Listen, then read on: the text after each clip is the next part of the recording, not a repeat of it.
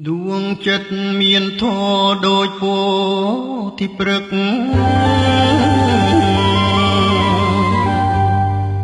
ឲ្យនឹកឲ្យគោរពដូចពុទ្ធសាសនាអ្នកស្លាប់ទៅហើយមិនវិលវិញទេសល់នៅឲ្យតែគេឲ្យនាងមករស់នឹកដួងចិត្តមានធម៌ដូចពោធិព្រឹកឲ្យនឹកឲ្យគោរពដូចព្រះសាសនា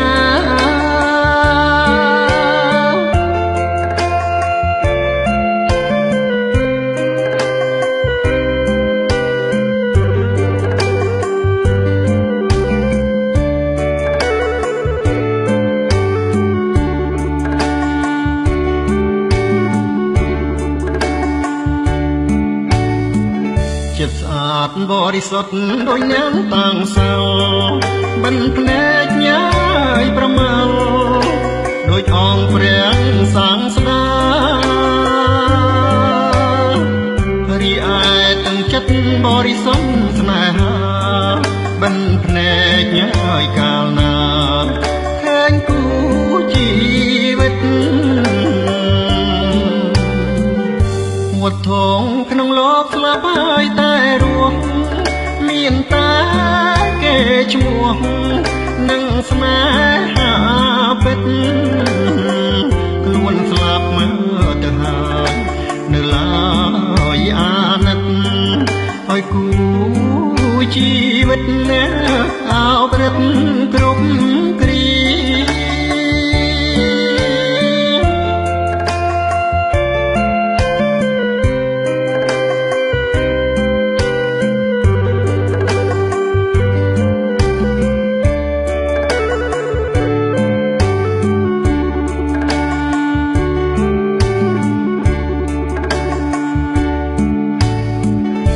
សេចក្តីនិរះនៃមនុស្សចិនធម៌មនុស្សទាំងណាយនគរយំស្ដាយក្រុមគ្នាបាច់ការអត់ទឹងគ្រប់ទឹងទេវី